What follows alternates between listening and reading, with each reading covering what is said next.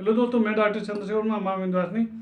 आप हेल्थ तरफ से मेरा मानना है कि देखिए, आप जिस भी फील्ड में रहिए, कम से कम आपके अंदर ये होना चाहिए। कोई जरूरी नहीं कि नहीं आप सेना में भर्ती हुई हैं तभी आप देश की सेवा कर सकते हैं, या आप किसी सरकारी जगह पोस्टेड हो तभी आप अपने देश की सेवा कर सकते हैं। ऐसा मेरा मानना एकदम नहीं है। हाँ, मेरा ये मानना है कि अगर आप चाहेंगे, अगर आपके देश में, आपके दिल में आपके देश के प्रति भावनाएं हैं और आप चाहते हैं कि अपने देश के प्रति कुछ करना चाहते हैं, तो मेरा दिल से मानना है कि आप जिस भी फील्ड में जहाँ पर भी हैं, आप चाहें तो अपने देश की सेवा कर सकते हैं। और देश की सेवा करने का मतलब ये होता है कि आपके द्वारा लोगों तक आपकी जो सुविधाएं या जो भी आपने पढ़ाई लिखा किया है, जो भी शिक्षा ग्रहण किया है, उसका फ़ायदा आपके समाज को होना चाहिए। और अगर आप ये सोचते हैं कि मैंने पढ़ाई लिखा किया, मेरे पढ़ाई लिखा के ये इसका लाभ जो है पूरा समाज ले सकता है, तो आप चाहेंगे तो उसको दे सकते हैं। और यही सच्चे अर्थ में मेरा मानना है कि आप देश की सेवा के लिए तत्पर हैं। और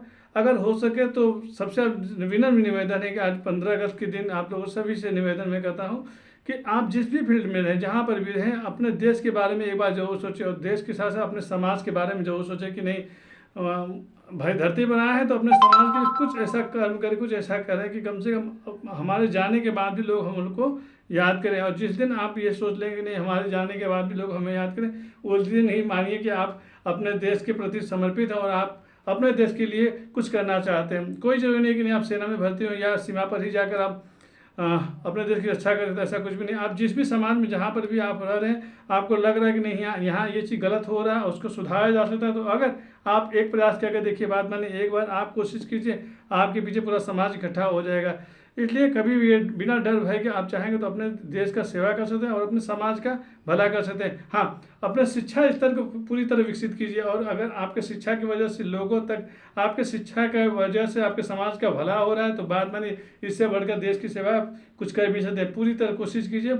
आप जो भी पढ़े लिखे हैं, जो भी जिस भी फील्ड में, उस फील्ड के से ही आप चाहेंगे तो अपने देश की सेवा कर सकते हैं। ठीक है।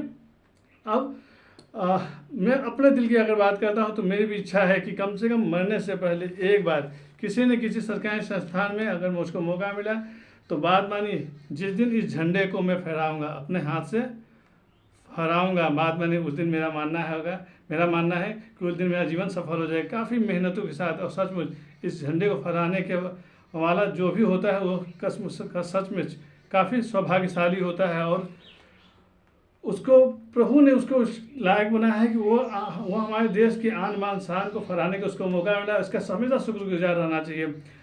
तो मैं अपने स्तर से पूरी कोशिश कर रहा हूँ कि जितना हो सके, मैं कभी नहीं चाहता हूँ कि अपने समाज का बुरा करूँ, या अपने स्तर तक मेरे अंदर जो भी जानकारी है वो पूरी कोशिश करता हूँ उन जानकारियों का फ़ायदा मेरे पूरे समाज को मिले। ये था। तो इन्हीं सब से मैं डॉक्टर चंद्रशेखर वर्मा, माँ विंध्यवासिनी।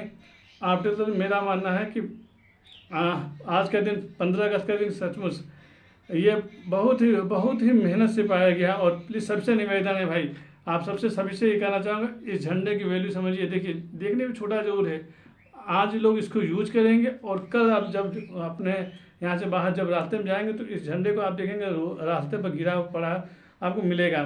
तो आप सभी से निवेदन है कि जहाँ पर भी ये झंडा आपको गिरा हुआ मिले, तो आप दिल से बताओ, बिना शर्म बिना हया के आप इस झंडे को उठाकर, अगर हो सके तो उसको अपने घर लेके चले जाइए, उसको घर में व्यवस्थित जगह इसको रख दीजिए।